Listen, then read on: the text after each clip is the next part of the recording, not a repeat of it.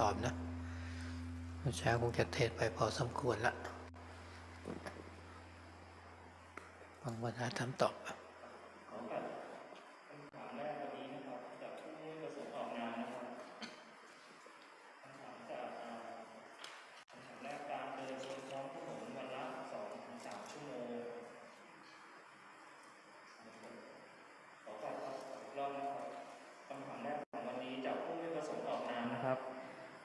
การเดินบนท้องถนนวันละ 2-3 ชั่วโมงถือเป็นการทำสมาธิไหม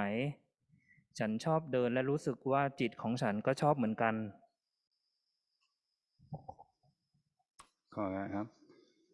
So the question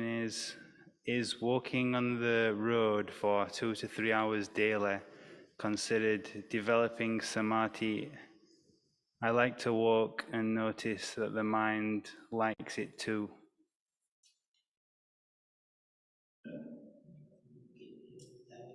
เดินและรู้สึกว่าจิตของฉันก็ชอบเหมือนกันแสดงว่าฉันกับจิตมันเป็นคนเดียวกันไหมนะคำว่าฉันก็คือความรู้สึกมันเดินแล้วรู้สึกว่ามันสบายมันดีเป็นสุขเวทนาหรือเกิดสงบขึ้นมาร่างกายก็กระปรี้กระเป๋าขึ้นมาการเดินในท้องถนนนั่นวันละ1 ชั่วโมงหรือ 2-3 ชั่วโมงก็ตามถ้าเราเดินไปเราคิดเราฟุ้งซ่านเราไม่ได้ตั้งสติสมาธิไม่ตั้งมั่นอันนั้นก็เป็นการเดินเพื่อออกกำลังกายแต่ขณะเดียวกันถ้าการออกกำลังกายด้วยการเดินด้วยการวิ่งก็ตามถ้ามีสติจดจ่ออยู่ในการก้าวเดินนั้นแล้วสติก็ดูที่จิตถ้ามันคิดไปมากก็เท้าขวาพุทเท้าซ้ายโทก็ได้หรือพุทโธพุทโธก็ได้มีสติไปด้วยเมื่อเรามีสติแนบแน่นอย่างนี้อย่างดีแล้วอันนี้แหละก็เป็นพุทธะที่เกิดขึ้นมาในใจของเราถ้าสติสมบูรณ์บริบูรณ์อยู่ในการเดินนั้นก็ถือว่าเป็นสมาธิตั้งมั่นด้วยมันจะสงบได้ดีอาจจะเบาไปเลยก็ได้เช่นการวิ่งนะวิ่งไปเขากำหนดสติไปด้วยในที่สุดวิ่งไปสัก10 กิโลรู้สึกกายมันเบาไปหมดละก็สมาธิก็ตั้งมั่นขึ้นมาหรือเมื่อเราดูการเดินแล้วการวิ่งมีสติเคยเห็นจิตกับกายแยกกันจะเห็นว่าสักแต่ว่ากายก็ได้ก็ปัญญาเกิดเพราะฉะนั้นการที่จะมีสติเราต้องฝึกในการเปลี่ยนแปลงในอริยบทการยืนเดินนั่งนอนมีสติก็เป็นการทำสมาธิแต่ว่าถ้ามีการยืนเดินนั่งนอนแล้วเราไม่มีสติอยู่สมาธิก็ไม่ตั้งมั่นอันนั้นก็ไม่ได้ปฏิบัติธรรมถือเป็นธรรมดาเป็นความหลงเดินไปก็หลงนั่งก็หลงว่าเป็นตัวเราแต่ถ้ามีสติขึ้นมาแล้วก็จะเข้าใจได้อย่างน้อยก็เกิดความสงบของใจแล้วเราให้พยายามทำอย่างสม่ำเสมอนะก็เป็นการปฏิบัติธรรมะได้เป็นอย่างดี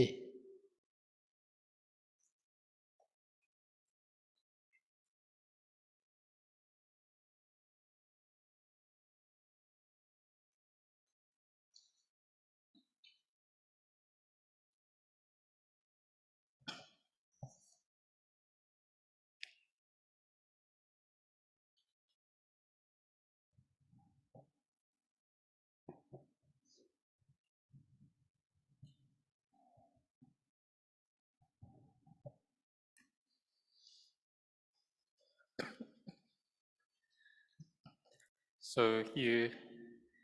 said that you walk on the road for 2-3 hours daily,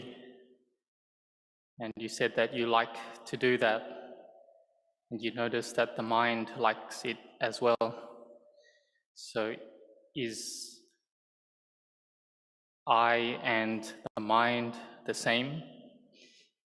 This liking that you feel, well, it is a feeling, an experience that's arising. So you're walking and you feel at ease and you feel like it's something good, there's a pleasant feeling there. Maybe the body feels more energized as well. So walking on the road for an hour, 2 hours, 3 hours daily, if you do that and you are thinking a lot, there's a lot of proliferation going on there, there's no mindfulness and no firm samadhi concentration, then that's just walking for exercise, to exercise one's body. But if you're walking or running and you do have mindfulness with your body, your walking or the stepping of the feet, or just with the mind, maybe thinking as well, or using the meditation word as well, Butto, put with the left foot, to with the right foot, or Butto only with the mind. That is then mindfulness, and one's mindfulness can be firm in this way, and then this can be the Buddha nature arising in the mind. So one's mindfulness can be good, one's samadhi firm, then peace can arise in the mind, and it can feel very light. The body can feel very light. So one could go for 10 kilometers and in this way with good mindfulness and samadhi, and the body by then may feel all light, and one's firm samadhi is also there. And one may even be running with mindfulness, and one may gain experience into the body and the mind that actually separates being separate things, and one is able to see in the nature or the clear nature of the body and the mind just being simply the body and being simply the mind. So all the postures of the body, walking, sitting, standing and lying down, if we do it with mindfulness, then it can be practice or Dhamma practice. But on the other hand, to use these postures of the body and not have mindfulness while we're engaging in those activities, then that isn't Dhamma practice, and that isn't samadhi or development of samadhi. This is just like the normal activities of people, and it's just following or coming from that delusion in this as being a me and a mine. But if we have good mindfulness coming up, then we may be able to gain understanding, we may be able to gain peace and calm arising, and at the minimum then this can be a good way for us to practice the Dhamma. ขอโอกาสครับคำถามต่อไปจากผู้ไม่ประสงค์ออกนามนะครับเมื่อไม่นานนี้ข้าพเจ้าได้พบพระรูปหนึ่งทำให้เกิดคำถามขึ้นมาว่าเราจะแยกแยะครูบาอาจารย์ที่ช่วยในการปฏิบัติของเราได้อย่างไรการให้อภัยก็โอเคแต่เราต้องมีความอดทนด้วยหรือไม่และการเลือกเพื่อนและครูบาอาจารย์อย่างมีปัญญาทำได้อย่างไรขอบคุณครับ Lately, I have met a young monk. How do we distinguish a teacher who helps in our practice? Giving forgiveness is okay, but do we also need to be patient? How about wisely selecting our friends and teachers? Thank you. อันนี้ก็เริ่มต้นจากการคบเพื่อนคบมิตรนะพระพุทธเจ้าตรัสไว้ในมงคลสูตรเสวนาจะพาละนังบัณฑิตตนัญญเสวนาคือการคบบัณฑิตการไม่คบคนพาลคบบัณฑิตบูชาบุคคลที่ควรบูชาเป็นมงคลของชีวิตเราจะเลือกเพื่อนที่ดีเพื่อนที่มีความดีทางกายวาจาใจนั่นเอง ถ้าเราคบคนชั่วเป็นมิตรก็จะนำความทุกข์มาให้เราถ้าเพื่อนที่มีความดีมีความรู้ทั้งทางโลกด้วยทางธรรมะด้วยอันนี้ก็ยิ่งจะเพิ่มพูนส่งเสริมในการปฏิบัติของเราขึ้นมาอีกแต่ถ้าเราเลือกไม่ดีแล้วก็จะส่งผลดึงเราไปตกต่ำได้ดังนั้นเราก็จะต้องใช้ปัญญาของเราดูว่าเพื่อนที่เราคบนั้นเป็นเพื่อนที่เป็นบัณฑิตไหมเป็นคู่ที่ฉลาดไหมเป็นเพื่อนที่ชักจูงเราไปดื่มสุราเที่ยวดูการเล่นการพนันเป็นนักเลงที่ไม่ดีในทางเสียหายเรียกว่าอบายมุขก็ได้หรือเปล่าจะเป็นเพื่อนที่มีศีลธรรมมีความดีเป็นเพื่อนที่มีความเสียสละไม่เห็นแก่ตัวชอบทำบุญชอบเสียสละมีเมตตาต่อเพื่อนฝูงทั้งหลายและครูบาอาจารย์นั่นก็เป็นอาจารย์ที่จะสามารถสั่งสอนเราได้เป็นอาจารย์ที่มีปัญญาที่จะแก้ไขความสงสัยของเราที่มีอยู่ให้เราหายสงสัยได้ถ้าเป็นทางโลกก็เป็นอาจารย์ที่มีวิชาความรู้แนะนำศิลปะวิทยาการต่างๆให้เราได้มีความรู้ในการเลี้ยงชีวิตถ้าทางธรรมะก็เป็นอาจารย์ที่เข้าใจในทางเดินที่จะทำให้จิตของเราตื่นรู้ได้หรือเป็นอาจารย์ที่ท่านอยู่กับครูบาอาจารย์มาแล้วท่านก็นำคำสอนครูบาอาจารย์มาให้เรามาบอกเราก็ได้หรือท่านก็มีจิตใจที่มีเมตตากรุณาแนะนำเราไปหาอาจารย์ที่มีความรู้มากขึ้นกับท่านก็ได้อันนี้สำคัญนะท่านไม่ได้เอาเรานั้นผูกติดอยู่กับท่านถ้ามีสิ่งที่ดีอีกท่านก็จะแนะนำเราให้มีหรือไปพบกับผู้มีปัญญามากขึ้นอาจารย์อย่างนี้ก็หาได้ยากเราก็ต้องแสวงหาเหมือนกันนะต้องแสวงหามีข้อมูลเหมือนกับชาวต่างประเทศนี่แหละเขาจะมาฝึกฝนอบรมที่ประเทศไทยเขาก็หาครูบาอาจารย์จนไปพบกับหลวงปู่ชาอย่างนี้เป็นต้นเนี่ยก็ต้องใช้ปัญญาซึ่งทุกวันนี้ก็คงจะมีเครื่องมือค้นคว้าได้มากมีข้อมูลได้ดีพอสมควรทีเดียวเพราะฉะนั้นการที่เราจะไปพบกับพระหนุ่มรูปหนึ่งแล้วอันนี้ก็ดีละอย่างน้อยพระท่านเข้ามาบวชเสียสละทางโลกมาไม่มีครอบครัวมุ่งหวังปฏิบัติจะเป็นการสร้างบารมีสร้างความดีหรือว่าท่านต้องการมรรคผลนิพพานก็ตามแต่ท่านก็สามารถแนะนำเราได้นำคำสอนครูบาอาจารย์มาบอกเราได้หรือแนะนำเราไปกับครูบาอาจารย์องค์ที่ท่านปฏิบัติดีปฏิบัติชอบก็ได้อันนี้เราก็ต้องใช้ปัญญาพิจารณานะไม่ใช่ว่าเราก็จะมีแต่ครูบาอาจารย์ที่ดีๆไปเลยเราก็มีพระที่เรารู้จักเป็นเพื่อนเราก็ได้ก็เป็นเรื่องของบุญทั้งนั้นแหละแล้วจิตของเราก็พยายามฝึกการให้อภัยถึงแม้ว่าในบางครั้งก็อาจจะอภัยไม่ได้ไม่อยากให้อภัยแต่ก็ฝึกฝนอบรมไปถ้ายังไม่ได้ก็ฝึกอดทนอดกั้นเขาไว้ก่อนให้ตั้งใจปฏิบัติอันนี้ก็เป็นทางที่จะพ้นทุกข์ได้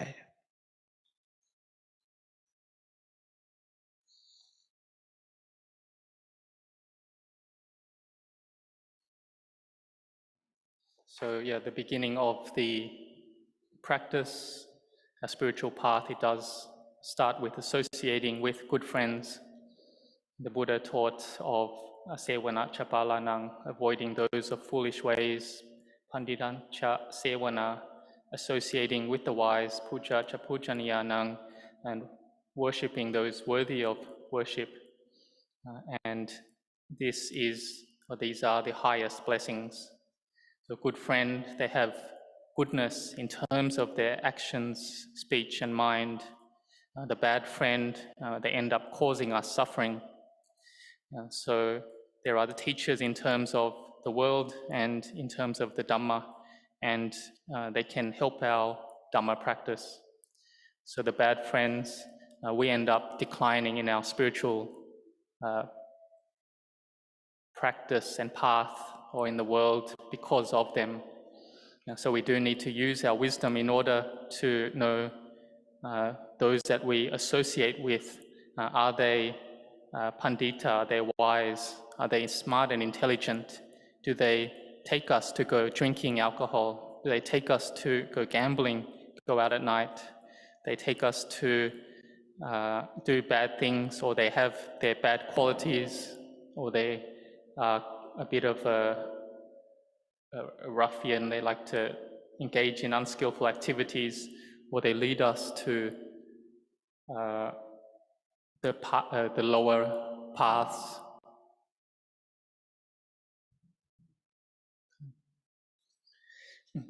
Or do they have good sila? They have goodness, they have a heart that's very generous and kind, they aren't selfish, and they're good to their friends. And so in terms of a teacher, there's someone who can help us, and with the ones with wisdom, then they can help to reduce doubts we have in the practice. In terms of the worldly teacher, they have knowledge, they have skills and experiences that they can help us in order to earn a living and lead our lives. The teachers in terms of the Dhamma, they're someone who understand the path to take our minds to awakening. So in terms of the young monk, they also can be someone who brings the teachings of a great teacher to us. They can have metta, goodwill and compassion for us, and they can help us to find Kruba Ajahns, great teachers who are better than them, or maybe more developed than that monk. And this could be so that we don't get too attached in this particular teacher. And when they have good things, then they give that to us, they share that with us. And it also can be hard to find someone like this as well. It's someone that we have to go search for too, and we have to gain information about them. For example, in the past, Westerners from outside of Thailand, they would hear and look for noble disciples and go to Thailand, and they were able to find, search and find and meet Venerable Ajahn Chah. And in today's world, there's a lot of information, a lot of technology, and so a young monk can be very good as well. At the minimum, they have ordained already, they've renounced the world, they've given up family, and they have diligence and effort in practicing Dhamma, and they are sincere, may be sincere on that path to Nibbana, and they can help to advise us and also take the teachings of great teachers and bring that to us and share that with us. Or they can even take us to go pay respects to great teachers as well, ones who have practiced well. So we do need to use our mindfulness and wisdom to know all this. It's not just that we just do nothing and a great teacher will be coming to us, or it's not that we only want to have a great teacher. It's also good to have other, maybe young monks as good friends as well, in terms of wanting to give forgiveness. That is very good.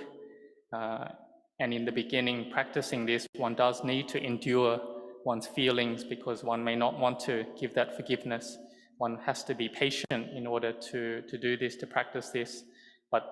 giving forgiveness is the way of Dhamma practice. And we can also then contemplate that we may die, or we will die, and all these things of ours, we have to let them go. And this feeling of anger or hatred in the mind, it really burns up the mind. And it's said that there's nothing that holds the mind like dosa or anger or hatred. And so it is hard to practice this forgiveness, but when we do it, then it does get easier.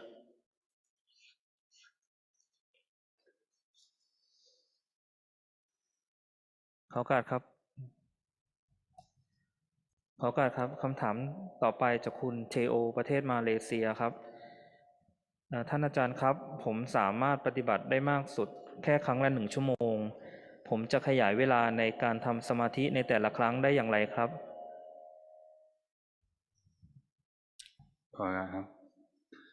Tan Ajahn,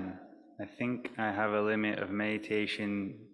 period, maximum 1 hour per session. How to increase my meditation period per session? นี่ถ้าพูดถึงว่าเรานั่งได้ครั้งละ1 ชั่วโมงอันนี้ก็ดีเหมือนกันไม่ใช่ไม่ดีอยู่ในขั้นดีละเราก็นั่งสักวันละได้หลายครั้งก็ได้แต่ถ้า1 ชั่วโมงแล้วมันเต็มที่เต็มกำลังเราก็ไปเดินจงกรมบ้างก็ได้เปลี่ยนอิริยาบถบ้างนะที่ถ้าเราต้องการที่อยากจะนั่งเพิ่มไปช่วงนี้จิตอาจจะยังไม่มีสมาธิเราต้องอดทนก่อนอดทนอาจจะต้องนำมนต์การสวดมนต์มาเพิ่มในขณะที่นั่งแต่เราไปดูลมหายใจอย่างเดียวช่วงนี้จิตไม่สงบละมันจะฟุ้งซ่านคิดนั่นคิดนี่ละปรุงแต่งสารพัดอย่างเราก็ต้องมาสวดมนต์บ้างหรือนั่งนานๆมันเจ็บปวดก็ไปดูเวทนาบ้างพยายามฝืนไปก่อน1 ชั่วโมง5 นาที1 ชั่วโมง10 นาที1 ชั่วโมง15 นาทีเราทำไปสัก7 วันก็เพิ่มขึ้นไป20 นาทีเดี๋ยวเพิ่มไป1 ชั่วโมงครึ่งแต่ถ้าเรามีเวลามากก็ลองฝึกนั่งไปถึง2 ชั่วโมงก็ได้ค่อยๆขยับไปค่อยๆอดทนไปในที่สุดเราจะทำได้แล้วก็หาวิธีการมานั่งอยู่แล้วถ้าเราไม่เคลื่อนไหวไปไหนเราจะทำอย่างไรถ้ายามจำเป็นที่เราจะต้องนั่งถ้าเราเปลี่ยนอิริยาบถมาอาจจะว่าเราจะต้องเสียชีวิตเราจะต้องนั่งได้ต้องอดทนได้เราพยายามฝืนพยายามฝึกหัดอย่างนี้ทำไม่หยุดวันหนึ่งเราก็จะต้องข้ามเวทนาข้ามความรู้สึกของเราจะนั่งผ่าน1 ชั่วโมงไป2 ชั่วโมง3 ชั่วโมงหรือไปถึง6 ชั่วโมงก็ได้ในแต่ละวันอาจจะครั้งละ2 ชั่วโมง3 ครั้งหรือครั้งละ1 ชั่วโมงครึ่ง3 ครั้งก็ได้เราก็รู้จักผ่อนหนักผ่อนเบาด้วยสติปัญญาของเรา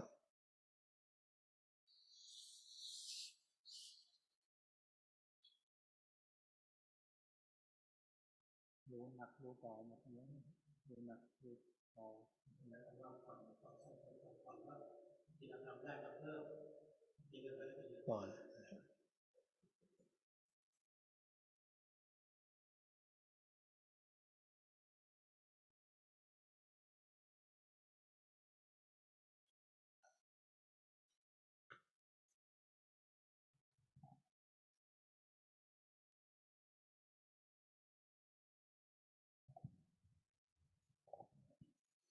So being able to sit meditation for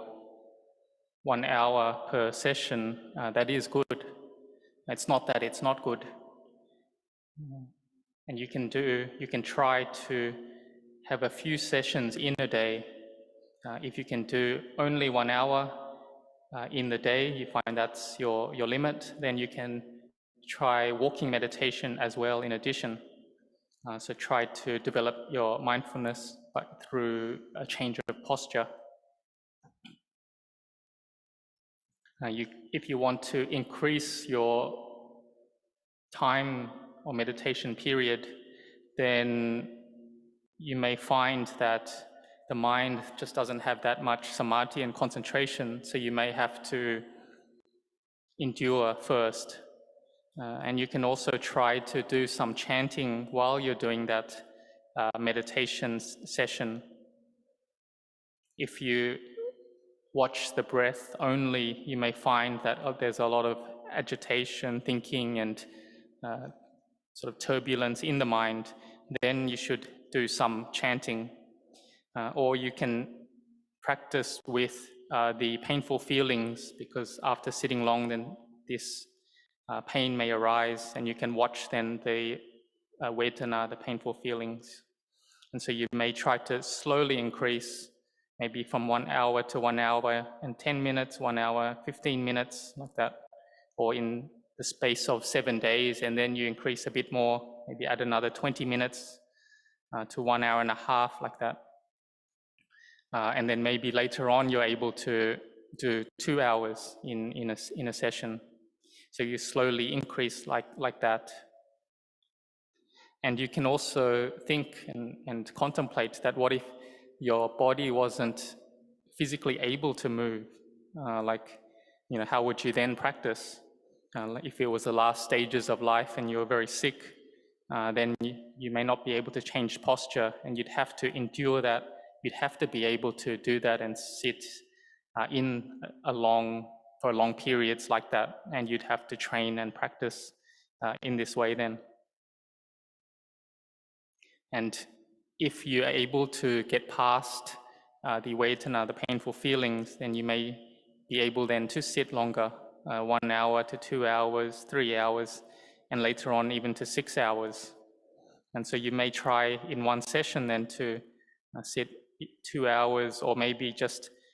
3 sessions a day of 1 hour and a half, like that. It's up to you to know the extent that you can push your mind and body. Sometimes things may be going well and you can do a bit more, but if other times things aren't going well, then you should reduce and know to adjust.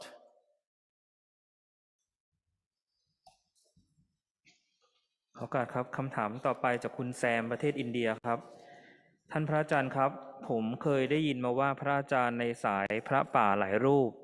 มีการสูบยาสูบและมีการเคี้ยวหมากไม่ทราบว่าในพระวินัยมีการกล่าวไว้ว่าอย่างไรในข้อนี้ครับขอครับ Venerable Ajahn, I have heard that many forest tradition Ajahns used to smoke tobacco and chew betel nut. What does the Vinaya say on this? อันนี้เห็นได้ว่าประเพณีนะที่ประเทศอินเดียนี่ถ้าพระฉันหมากหรือว่าเคี้ยวหมากก็ยอมรับได้แต่ถ้าพระสูบบุหรี่หรือเป็นยาเสพติดเขายอมรับไม่ได้นี่ประเพณีนี้แหละนะพระที่ประเทศไทยสมัยก่อนเนี่ยก็เรื่องเคี้ยวหมากนี่ก็เป็นปกติกันเรื่องสูบบุหรี่ด้วยก็เป็นปกติกันมาอย่างนั้นก็หนึ่งก็อาจจะไม่ทราบถึงโทษของการสูบบุหรี่ว่ามันมีผลและมีโทษอะไรยังไงเป็นสาเหตุให้เกิดโรคร้ายมะเร็งหลอดลมโรคทางเดินอาหารอย่างไรก็ยังไม่เคยทราบต่อมาวิทยาการสมัยใหม่เข้ามาแล้วก็ทราบกันขึ้นมาอย่างบางสำนักที่เคยสูบก็เลิกกันก็มีแต่ที่ยังสูบบุหรี่การกินหมากอยู่ก็ยังมีอยู่ในสายวัดป่าบางวัดไม่ใช่ทั้งหมดแต่นี่ถามว่าพระวินัยนี่มีไหมพระวินัยไม่ได้บอกไว้เหมือนกันห้ามเคี้ยวหมากและสูบบุหรี่เนี่ยไม่มีเพราะในเรื่องของศีลข้อ5สุราเมรยมัชฌะกับเป็นเรื่องของสุรามีบัญญัติไปในพระวินัยห้ามภิกษุดื่มสุราแต่สูบบุหรี่เนี่ยไม่มีในพระวินัยนะแต่ถึงอย่างนั้นก็ตามมาถึงปัจจุบันนี้สังคมทั่วไปก็จะเข้าใจอยู่แล้วว่าการสูบบุหรี่นั้นเป็นยาเสพติดให้โทษก็โทษมากมายก็ควรจะเลิกควรจะละแต่ถ้าพูดถึงการทำจิตใจแล้วผู้ที่จะมีจิตใจ เข้มแข็งทั้งที่จะสูบบุหรี่ก็สูบไปแบบเคยชินเหมือนร่างกายมันติดแต่ใจไม่ติดหรอกแต่ถึงเวลาแล้วร่างกายมันก็ต้องการเพราะเคยสูบมานานแล้วเคยเคี้ยวมานานแล้วมันเลิกไม่ได้แต่จิตก็รู้อยู่ก็แยกกันอยู่ได้กับเวทนานั้นน่ะแล้วถ้าไม่ยึดถือในกายแล้วท่านก็ปล่อยไปตามสภาพแต่ผู้ที่ยังไม่มีจิตที่เข้มแข็งนั่นก็ควรที่จะต้องพิจารณาหาทางลดละไปอันนี้ก็คงจะตอบเป็นกลางๆสักหน่อยแต่ก็ไม่ได้ผิดทีเดียวแต่เลิกได้ก็จะเป็นสิ่งที่ดี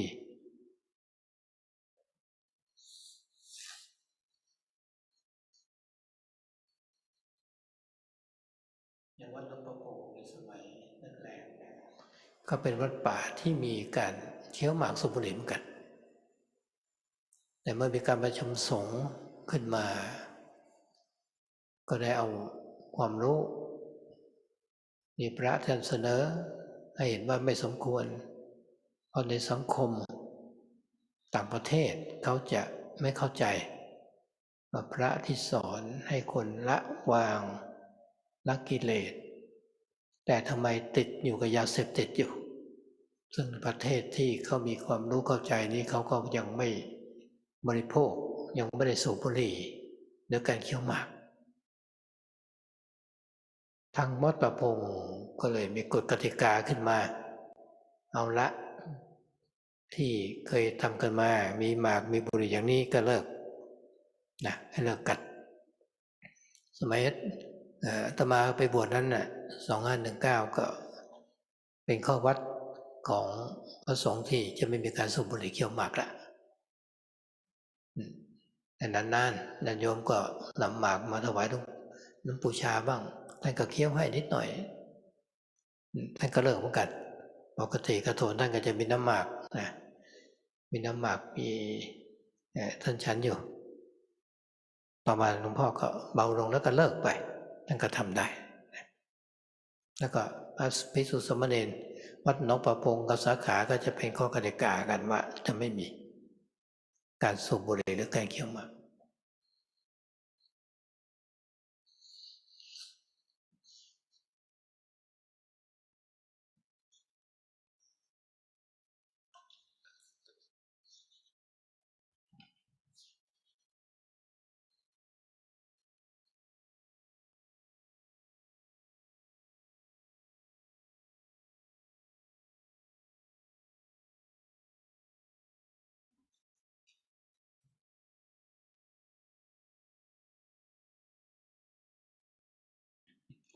So we have to understand that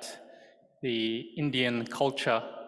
that if a monk was chewing betel nut, then they could accept that. But if a monk was smoking tobacco or taking drugs, then that would be unacceptable. In the Thai tradition, in the past, to chew betel nut was normal, to smoke tobacco was normal. We could say that a cause of this is that back then they didn't know that these things were bad for oneself, that had a lot of harm to the body, that may cause cancer and have problems to one's organs. But later on, with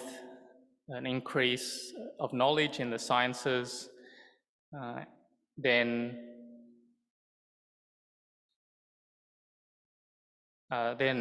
some were able to stop after knowing the ill effects of these things. But today there still is some monasteries and forest monasteries that the monks there still do smoke or chew betel nut.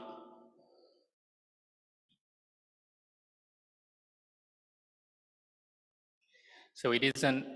specifically in the Vinaya that one can't smoke or chew betel nut, so it's not in there. But there is the prohibition of taking alcohol. That is in the Vinaya. But chewing betel nut and smoking isn't. But in the present day world we live in society, it's generally accepted that smoking and chewing betel nut is a kind of intoxicant or drug, and it also has bad effects to one's body and to the people around us. So then one should reduce that, or at least, or give it up completely.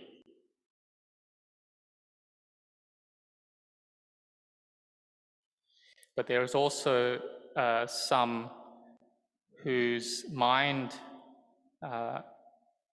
may be already very developed, and this smoking is more a habit for them. Their body is very attached to that, the smoking or the betel nut, but their mind isn't attached to it.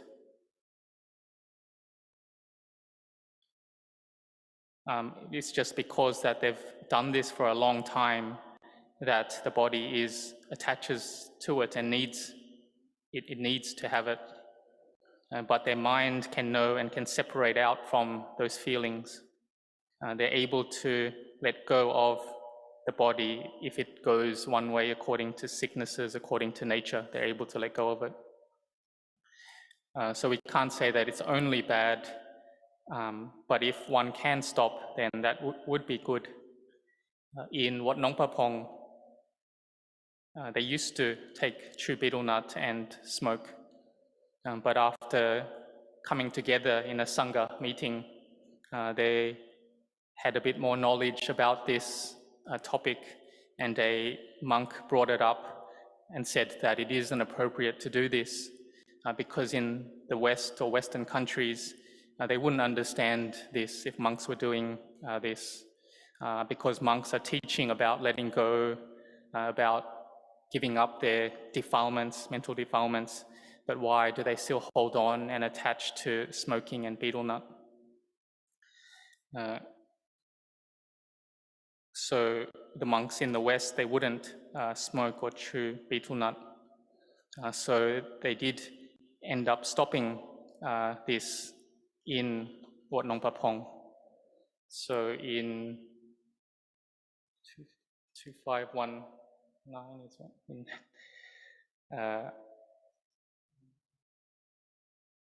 2519 thinking about 1976, is it? When Venerable Ajahn Anan was there, they already had the practice of not smoking and chewing betel nut in the monastery.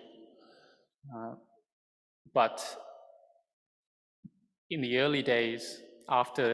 they had the rule, but a layperson may still offer a bit of betel nut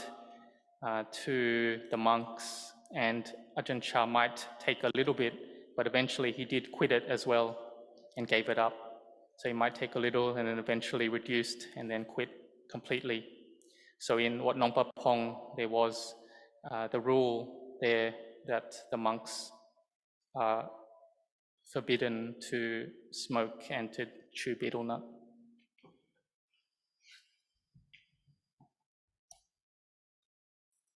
ขอการครับคำถามต่อไปจากผู้ไม่ประสงค์ออกนามนะครับ มี2คำถามกราบท่านพระอาจารย์ครับ ในชีวิตนี้ที่เราต้องดิ้นรนอยู่ในแต่ละวันการที่เราทำความดีให้เกิดกุศลธรรมโดยที่ไม่ได้มีความคาดหวังใดๆจะส่งผลดีให้ในปัจจุบันและอนาคตหรือไม่ขอท่านพระอาจารย์ช่วยอธิบายคำถามที่2พวกเราที่ไม่ได้ทานอาหารมังสวิรัติจริงๆแล้วถือว่าเป็นการละเมิดศีลข้อปาณาติบาตหรือไม่ครับขอการครับ Wantami Pante Venerable Sir, in this human life we are doing good deeds without any expectations in our daily struggling life. Does it give good results in the present and future? Please clarify, Pante. We are eating, question number 2. We are eating non-vegetarian food, meat. Is it not breaking the sila precept of panatipata, Bhante?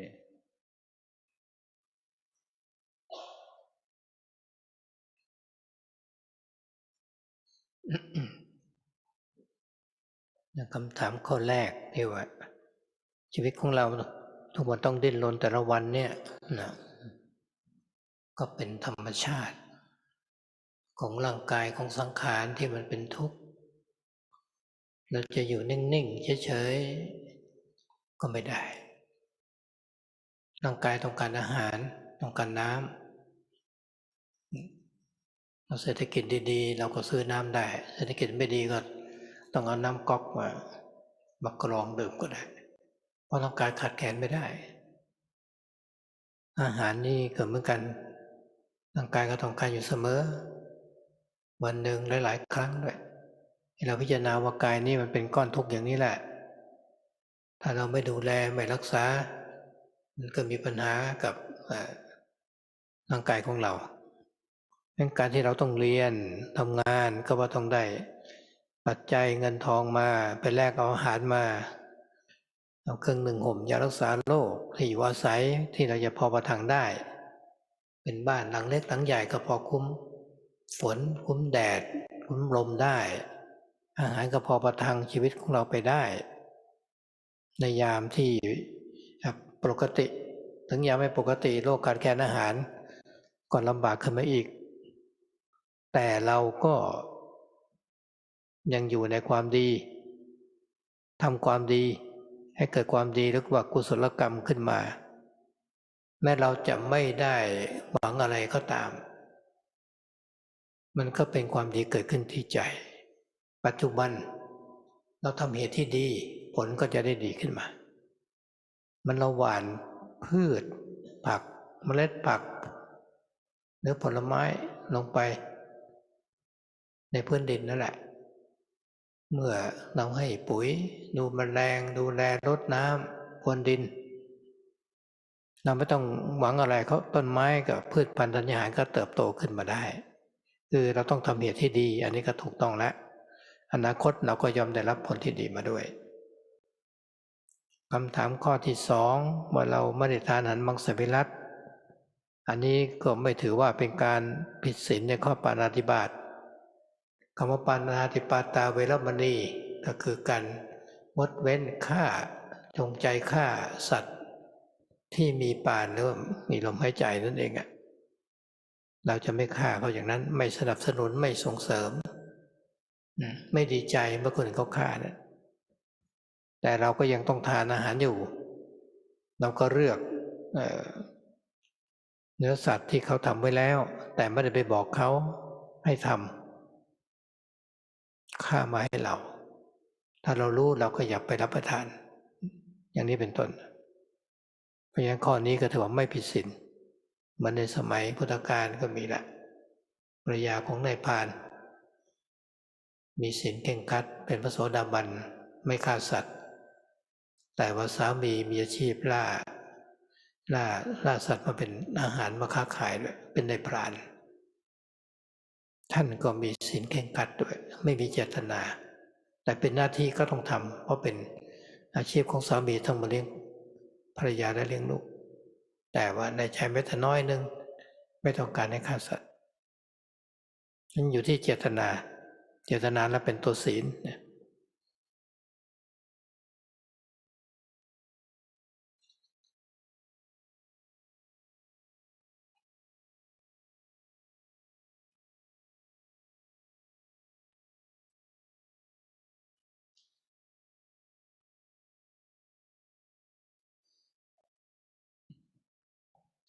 So it's normal that we need to struggle in our lives every day because our body is like this. It is unsatisfactory. It is a cause of suffering. If we want the body just to be completely still and indifferent, it can't do that. It needs water, it needs food, and so when the economy is good, we're able to get these easily. When the economy is bad, then we may even need to filter out dirty water and take that, because this body can't go without. It needs to have all this water and food and other requisites, and even many times a day. So we can contemplate the body, that it is suffering unsatisfactory like this. And if we don't look after it, then it just ends up causing us a lot of problems and problems to this body. And so we do need to study hard, get an education, work, in order to support this body. We give it, we have medicines if it gets sick, we have clothing for it, a small or big house to shelter it. We have enough food that we can survive. And so when the world becomes a more difficult place to live in, then we experience more hardships. So doing goodness, that is what we should do, building good Dhamma. And so even if we don't want the results, or we don't expect any results from doing good Dhamma, it's something that the goodness is in our minds when we do it. It's good Dhamma leads to good results, or good actions lead to good results. It's like we plant seeds or vegetables into the soil, and we then fertilize it, water it, look after it. And even if we don't want those seeds and vegetables to grow, they still will grow. And so even if we don't want the results, but if we do it, then we will get that good result from it. And the second question about eating non-vegetarian food, eating meat, is it not breaking the precept of panatipata, killing living beings? Panatipata, that is the intent to kill living beings. And so keeping sila, then the precept, then we don't do this, we abstain from it, and we also don't promote the killing of living beings, and we don't get others to do the killing. We can choose then, when we eat food, to just choose the meat that is already meat, that's already been killed without our knowing, without us telling them to do anything with that or anything like that. And if we know then they've killed it specifically for us, then we shouldn't eat that. So in other words, eating meat like this is not considered breaking the precept.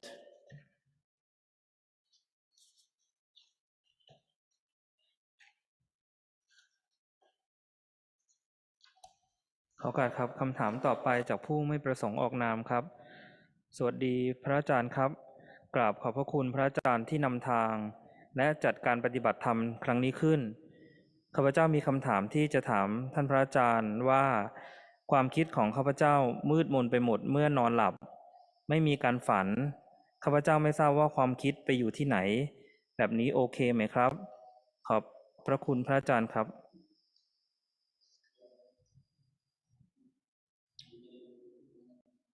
Just to add to the question before quickly, so in the Buddhist time there was also a woman who was a Sotapanna, stream enterer, and she wouldn't kill living beings and would keep the precepts. And she had a husband who was a hunter, and his job or profession obviously was to kill animals. But she herself would prepare the weapons for the hunter, but she didn't herself have any intention to kill any living beings, and she didn't want them also to die. So it's up to our cetana, our intention. Intention is sila.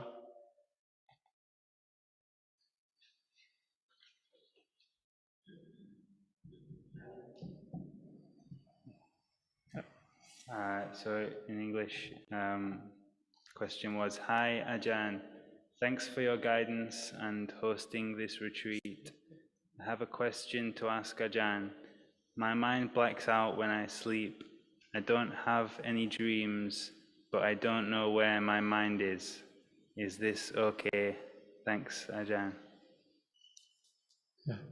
อันนี้ก็พูดถึงการหลับหลับก็ไหลไปกับฟุ้งซ่านปรุงแต่งหลับบ้างไม่หลับบ้างหลับตื่นบ้างก็มีแต่ถ้ามีสติดีๆแล้วนี่เราบริกรรมภาวนาไปด้วยก่อนที่นอนก็ดูลมหายใจเข้าออกอาจจะมีคำบริกรรมแล้วเราก็หลับไปในขณะที่มีสติแล้วจิตก็นิ่งด้วยในขณะที่นอนหลับนั้นนะแล้วตื่นขึ้นมาเรายังมีสติอยู่กับลมหายใจอยู่นี่แสดงว่ามันต่อเนื่องกันแต่ถ้ากำลังสติเราไม่พอเราดูลมหายใจก่อนนอนแต่ตอนหลับมันก็เงียบไปฟุ้งซ่านไปตื่นมาก็ไม่ได้มีสติอยู่ที่ลมละก็ถือว่าอันนี้สติไม่ได้ต่อเนื่องแต่ไม่ต้องกังวลอะไรเพราะการนอนหลับนั้นจิตก็ลงไปสู่ภวังคจิตตกภวังค์ไม่รับรู้อารมณ์ทางตาหูจมูกลิ้นกายหรือใจบางครั้งเราเห็นว่าเขาจะมีเรื่องปรุงแต่งเรื่องฝันแต่เราก็จำไม่ได้ตรงนี้ถามว่าบางครั้งก็จะเป็นบาปไหมในความฝันอาจจะไปฆ่าสัตว์ตัดชีวิตในความฝันก็ได้ก็ไม่เป็นบาปมันไม่มีเจตนาเพราะฉะนั้นเราก็เอาปัจจุบันก่อนทำให้มีสติอยู่ในปัจจุบันมากๆจะส่งผลไปเองเช่นเราปฏิบัติในหลักพิจารณากายมากๆนะแม้แต่เราหลับเข้าไปเราฝันแล้วก็ยังพิจารณาเห็นกายมันเป็นของไม่เที่ยงก็ได้ไม่งามก็ได้เกิดขึ้นได้หรือเมื่อจิตเราต่อเนื่องมันตื่นก็ได้ที่ว่าตื่นอยู่ในความหลับถึงจะหลับอยู่ร่างกายหลับแต่จิตมันตื่นผ่านไปครึ่งชั่วโมงหรือ1 ชั่วโมงก็รู้สึกว่านอนมานานแล้วมาดูนาฬิกาก็เพิ่งแค่ครึ่งชั่วโมงเองแต่รู้สึกมันตื่นแล้วก็จากจิตที่สงบมีความรู้อยู่ด้วยมันก็เป็นไปได้ถ้านักปฏิบัติถึงจุดนี้ก็จะเคยมีประสบการณ์แต่ถ้าเรายังไม่ถึงก็ไม่เป็นไรตอนนี้ก็เรากำลังปฏิบัติอยู่ก็ให้มีสติมากๆในตอนที่เราตื่นมาแล้ว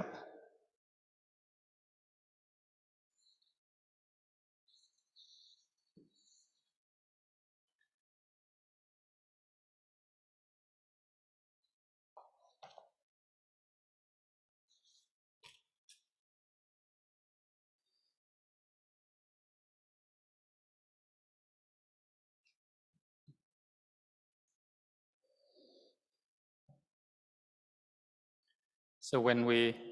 sleeping, then our mind may, there may be a lot of proliferation there. We don't know what's going on. We may be awake, a bit asleep, a bit asleep, a bit awake like this. But if our mindfulness is good, then we may be able to keep going on with our meditation object. Before we sleep, then we try to keep watching the breath. And then when we fall asleep, then we have mindfulness there. And then when we wake up, our mindfulness is already straight away with our breath. And so this, like this, then the practice is continuous. We've been practicing continuously. But others, or usually the mindfulness, they might not have much mindfulness and fall asleep. And then when they wake up, then their mindfulness is not with the breath. So this is not having mindfulness. But don't worry too much about it, because when you're sleeping, it's a state called bhavanga, and so the mind isn't receiving the sense impressions from the 6 sense bases, i.e. nose, tongue, body, and the mind. But there may be some dreams or nightmares, but we know that sometimes or many times we don't even remember those. And so one may ask then, is it considered bad karma or a bad deed if we kill someone in a dream or nightmare? That isn't a bad karma or papo, because we don't have the intention there to kill. So we should try to develop a lot of mindfulness through the day, and then this will give results. And we may see that we've been contemplating the body a lot, and then when we sleep, the mind is still contemplating the body into its impermanence, into it being unattractive, not beautiful. And so then the mind can actually be awake even though the body is sleeping. The body is asleep, but the mind is awake. And so one may experience that they sleep for just 30 minutes and they wake up, and it's just been 30 minutes, but they feel so wide awake. This is because the mind has peace and has knowing there. And this is something that Dhamma practitioners may get to this point and experience for themselves. But if we haven't experienced it, then never mind. We're still practicing, so just keep on practicing. And then after we wake up, just try to establish our mindfulness as quick as we can.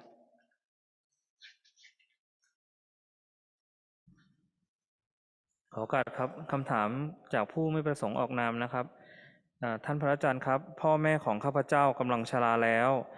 หากวันหนึ่งในช่วงที่เขานอนอยู่บนเตียงนอนรอความตายข้าพเจ้าจะช่วยอะไรเขาได้บ้างไหมข้าพเจ้าควรจะสวดมนต์ให้เขาฟังไหมหากได้ควรสวดบทอะไรครับ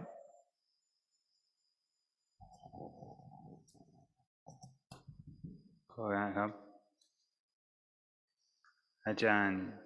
what can I do for my aging parents on their deathbed one day? Should I chant for them? If so, which chant?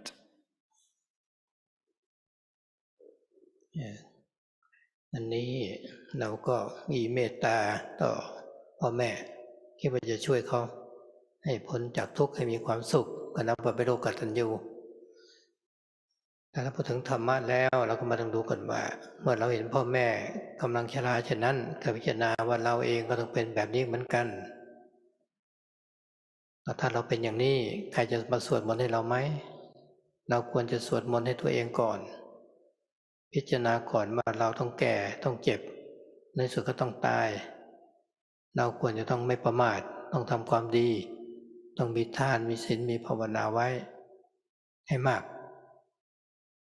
ใจของเรามีกำลังอย่างนี้ก็มีเมตตาที่จะไปช่วยเหลือผู้มีพระคุณคือพ่อแม่ของเราก็ลองสอบถามดูว่าพ่อแม่ของเรานี่ชอบบทไหนบ้างที่ท่านฟังแล้วมีความสุขใจเมื่อท่านยังรับรู้ได้ยังสนทนากับท่านได้โต้ตอบกันได้เราก็จะได้สวดมนต์บทนั้นถูกเมื่อพ่อแม่เราได้ยินเสียงสวดมนต์ก็จะมีความสุขปิติใจเกิดขึ้นมาหรือเราก็สอนให้ท่านสวดมนต์ในปัจจุบันนี้ถ้าพ่อแม่สวดมนต์ยังไม่คล่องนำท่านสวดมนต์ด้วยนำท่านฟังธรรมนั้นทำสมาธิก็ได้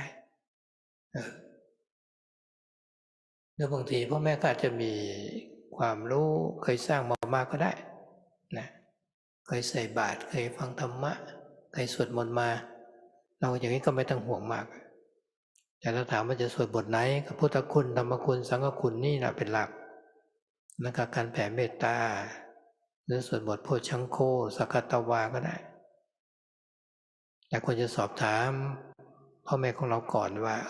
ชอบบทไหนบ้างเราจะได้สวดได้ถูกต้อง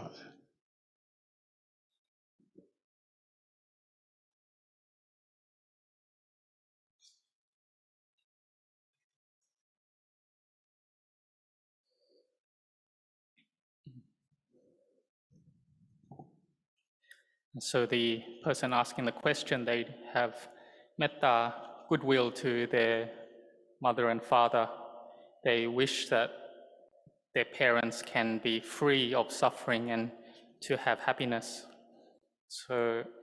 this is considered to be a child that is has gratitude. So if one sees one's mother and father aging on their deathbed, then one should contemplate that we too will be like this. And then when we are like that, who's going to be chanting for us? So we need to chant first for ourselves now. And we can contemplate then as well that we have to grow old, get sick, and die. And so we should not be heedless. We should strive to build goodness and avoid all the unskillful, practice our dana, sila, and bhavana, cultivating the mind as much as we can. So to help our parents, then we have that goodwill towards them, and we are someone with gratitude, or they're a person that we have received a lot from. So we ask, how can we help them if they are in that state of aging and on their deathbed? But what we can do now is that we ask them, while they're still healthy, what chant do they like? And we can ask them what chant gives them joy, gives them peace and happiness, which verse. And then we can also maybe teach them to do that, to chant. And also, if they're not skilled at those chants, and we can do it with them. And we can also do chanting and also start them on the practice of meditation as well. But our parents may actually have a lot of knowing and spiritual goodness already, and they may have done a lot of chanting, listened to Dhamma, practiced, and given alms regularly. So then, in this case, we don't really need to worry about them too much. But if you're asking what's the basic or fundamental chants that we should prepare and do for them, then that is the chants of the virtues of the Buddha, Dhamma, and Sangha, the sharing of metta, and the Bojangko chant. And we can also now ask them what chant they do like, so that later on we will know that we chant the right verse.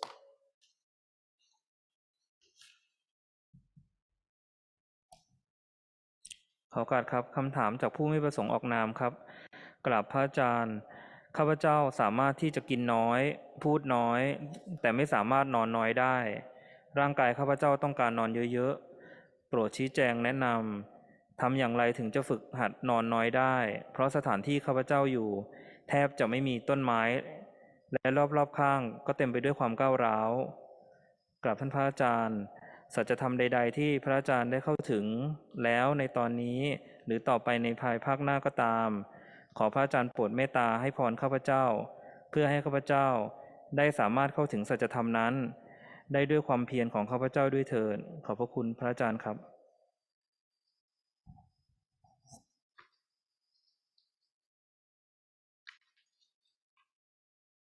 So, question in English. Wantami Banteji, I can eat less and talk less, but I cannot sleep little because my body needs a lot of sleep.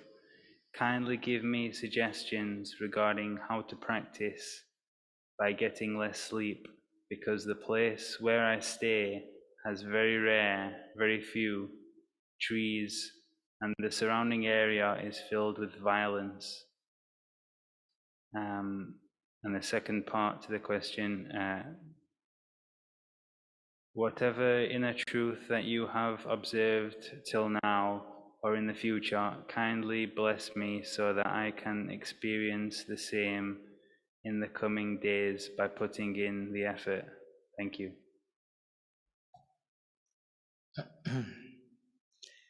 การปฏิบัติที่ถูกต้องกับการกินน้อยรับประทานน้อยพูดน้อยนะและการนอนน้อยเนี่ยถ้านอนมากมันจะมัวเมาในการนอนมากไปถ้าสำหรับพระก็เคร่งครัดซะหน่อยในการนอน4 ชั่วโมงอย่างเคร่งที่สุด5 ชั่วโมง6 ชั่วโมงก็อย่างมากแต่ถ้าเราเป็นฆราวาสการงานเราก็มากต้องใช้ สังขารกำลังกายกำลังใจมากเหมือนกับว่ารถที่ใช้แบตเตอรี่ไปมากๆมันก็ต้องชาร์จนานหน่อยเพราะแต่ละวันเราทำการงานสติเราก็น้อยงั้นเราต้องพักผ่อนให้เพียงพออาจจะสัก8 ชั่วโมงนะ7 ชั่วโมง8 ชั่วโมงก็ได้ถ้าเรา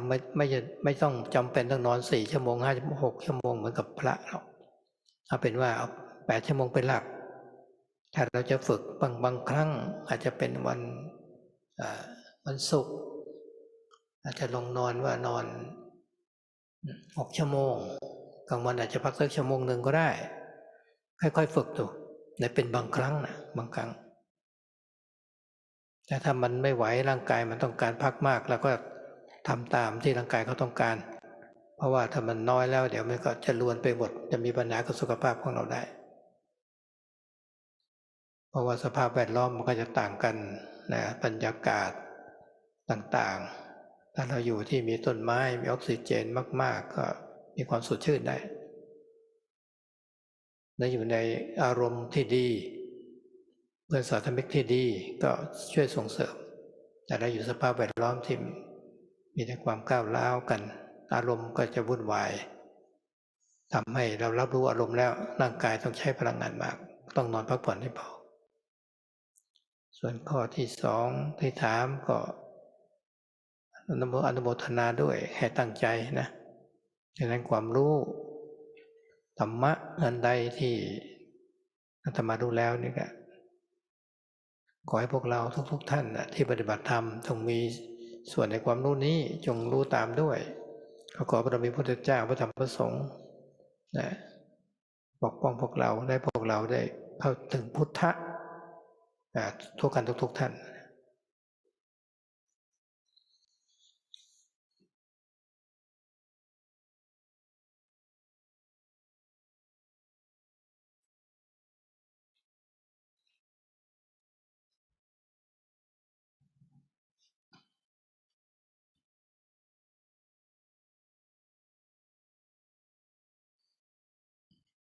So the good practice is to sleep little, talk little, eat little. Because if one sleeps a lot, then one's mind may be more foggy and kind of intoxicated. So the practice for monks, for monastics, is someone who practices strictly will be able to sleep just 4 hours. But for monks in general, they'll sleep 5 to 6 hours at most. For the lay people, though, you have a lot of work and responsibilities, and so you do need to use your body a lot. It's like a car that needs to use a lot of battery, and so you do need to charge it a bit longer. And especially while you're doing all your work, your mindfulness that you can establish may be little. So you do need to rest more, maybe 7 to 8 hours a day, but not 6 hours or less like the monks. But sometimes you can try to practice a bit more, maybe on like a Friday, sleep less, maybe 6 hours, or if you can't do that, you could even take a bit of a rest, an hour in the day even, and you can just practice this sometimes, something like this. But if you aren't able to do that, then that's fine, just let the body rest, because if you don't, then it could be a problem to your long-term health. And also, people's environment are also different. If one lives close to a lot of trees, then there's a lot of oxygen and everything's a bit fresher. But also in terms of moods and emotions that we receive and experience, if we have a lot of positive the positive type and also good friends, then this can help and support us a lot. But on the other side, if we have around us, we receive a lot of violence and there's a lot of bad emotions and moods and experiences there, the mind does get a lot more chaotic. and so then we do need to have enough rest. And the second part, anumotana, in all of for all of you, and whatever, knowing Luang Por said that he hopes that he wishes that you all who are practicing here gain a part of that and also know the same and following this. And may the Buddha Dhamma Sangha protect and support all of us, and may you all attain to this inner awakening.